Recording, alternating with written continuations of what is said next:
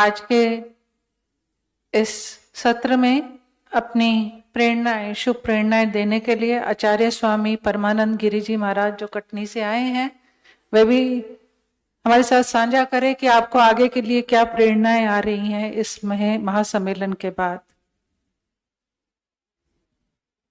आप बैठिए। अस्तो मा सद्गमय तमसो मा ज्योतिर्गमय मृत्योर्मामृतं गमय। ओम शांति। आज इस सत्र का समापन दिवस है और इन 2-3 दिवसों में बहुत कुछ हमने सुना और बहुत कुछ देखा जो एक अद्भुत था। परम आदरणीय, परम सम्माननीय हमारे ब्रजमोहन भाई जी, आपको हमने देखा कि आप इस सभा में सबसे वरिष्ठ हैं और आप 4.5 घंटे कल एकदम स्थिर बैठे रहे। यही हमने देखा कि एक बहुत बड़ी ऊर्जा है, बहुत बड़ी शक्ति है परमात्मा की। हम सब लोग हिल डुल रहे थे और कोई कई बार उठ करके गए भी, लेकिन आप इतनी उम्र में भी एक आसन पर बैठे रहे। तो जरूर शिव बाबा ही आपको एक जगह बैठा के रखे हैं, इस तरह एकदम मूर्ति जैसे।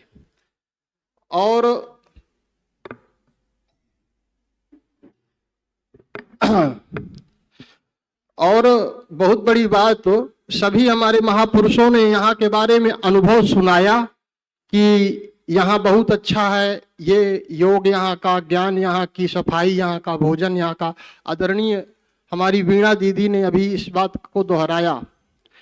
एक बात हम कहना चाहेंगे, समय का अभाव है और पूरी बात हम अभी तक 3 बार आए लेकिन कह नहीं पाए समय के अभाव के कारण। हमेशा समय में बांध दिया जाता है, जिस कारण से हम डर के मारे 10 मिनट की जगह में 8 ही मिनट में पूर्ण कर देते हैं कार्य को। तो अभी ये आखिरी महाकुंभ है पृथ्वी का, सबके लिए ये महाकुंभ आखिरी है। इस बात को याद रखेंगे सभी लोग, क्योंकि इसके बाद अब दूसरा महाकुंभ नहीं आएगा। और इस महाकुंभ में इस ब्रह्मा कुमारी संस्था सबसे ज्यादा सम्मान दे रही है महात्माओं का। हमने तो इतना सम्मान कहीं नहीं पाया, आप लोग पाए हो तो हम नहीं कह सकते। इतना सुंदर प्रसाद और इतना सुंदर रहने की लग्जरी व्यवस्था महात्माओं को कोई देता नहीं है। अब महात्माओं की बारी है कि इस महाकुंभ में जो आप यहां से ले गए हैं उसको ले जा करके पूरे 100 करोड़ लोगों को जाके बांटें, तभी आपकी वास्तविक प्रशंसा जो आपने यहां इस संस्था की वो पूरी होगी। नहीं तो ये मात्र कपोल कल्पना मानी जाएगी। हमारा यदि इन माताओं और बहनों से वास्तविक प्रेम है, शिव बाबा से वास्तविक प्रेम है, तो पूरी शक्ति लगा दो इस महाकुंभ में।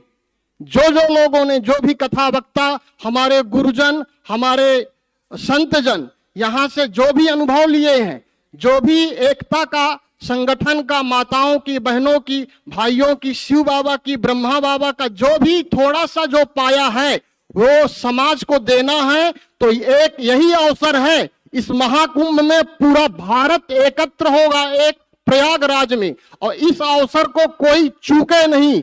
जहां जहां जिसके भी पंडाल लगे वहां एक ब्रह्मा कुमारी का भी पंडाल लगेगा। तो ज्यादा से ज्यादा मात्रा में सारे साधु संत इन बहनों के पास, आपको नहीं करना कुछ, आपको कुछ नहीं करना, केवल वो पंडाल दिखा देना है कि देखो यहाँ वास्तविक गंगा बह रही है, यहां भी डुबकी लगा लो, इसमें भी लगाओ, उसमें भी लगाओ, यहां से तन साफ करो, वहां से मन साफ करो। इतनी सुंदर व्यवस्था है। और इस संस्था के बारे में हम क्या कहें। आदरणीय हमारे नारायण भाई जी 3 दिन से एक एक संत को कहाँ भेजना है, कैसे ले जाना है, भोजन की व्यवस्था, है ना। एक जैसे अब क्या कहें इस सेवा भाव को, हमारी माताएं। और एक छोटी सी बात कह कर के हम वाणी को विराम देंगे।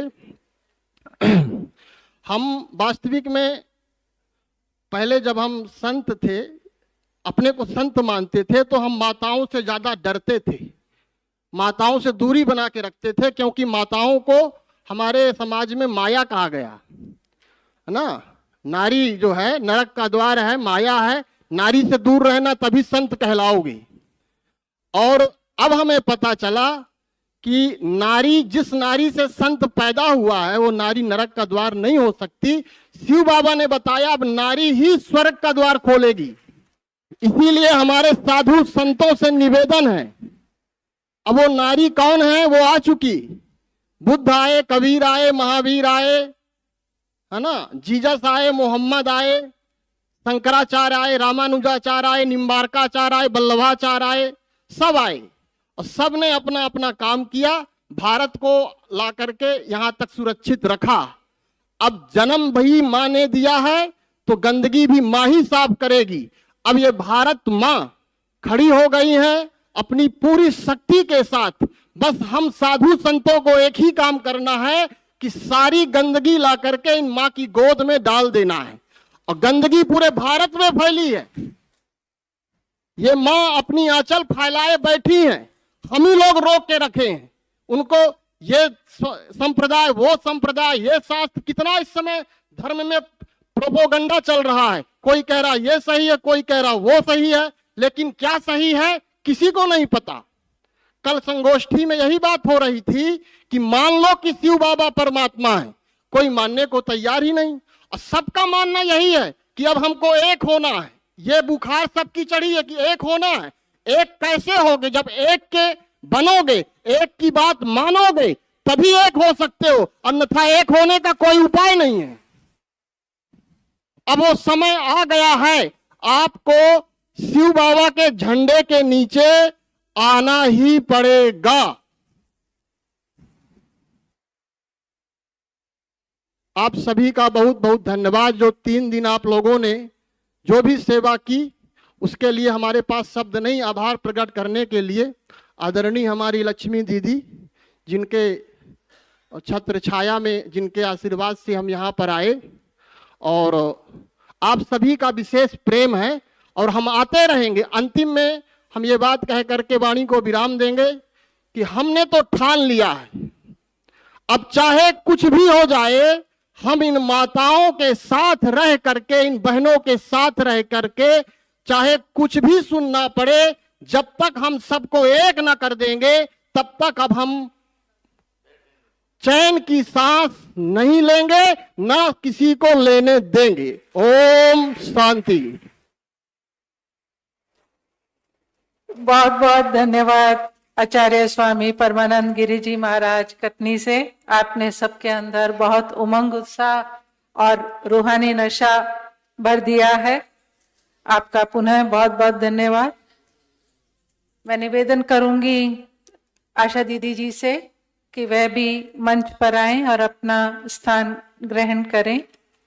और अभी मैं शुभकामनाएं देने के लिए आमंत्रित करती हूँ श्री श्री 1008 महामंडलेश्वर स्वामी कपिलपुरी जी, जो रोहतक से आए हैं, कि वे भी अपनी शुभकामनाएं हमारे साथ साझा करेंगे।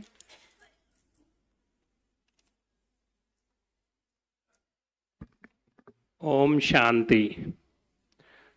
आज प्रथम बार यहाँ पे आने का सौभाग्य प्राप्त हुआ, क्योंकि रोहतक ब्रह्म कुमारी आश्रम में हमारी बहनें आई हुई हैं, वहाँ तो हम जाते रहते हैं, और इस स्थान पर पहली बार आए हैं और बड़ा अच्छा लगा, मन को शांति मिली। क्योंकि आज इंसान शांति के लिए इधर उधर भटकता है, जहाँ के मन को शांति मिले वो सबसे उत्तम होता है। और सभी संत महापुरुष यहाँ दूर दूर से आए हैं। मैं अपने गोकर्ण तीर्थ की ओर से आप सबको ओम नमो नारायण, भारत माता की जय, जय श्री राम, ओम शांति।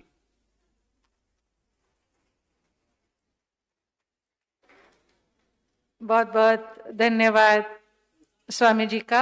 आपको शायद जाना है ना, तो आप आए, हमें बहुत खुशी हुई। अभी मैं निवेदन करती हूँ महंत स्वामी चिन्मयानंद जी महाराज जो जोधपुर से आए हैं, उन्होंने यहाँ आकर क्या अनुभव किया और आगे के लिए क्या प्रेरणा है वो हमारे साथ साझा करेंगे।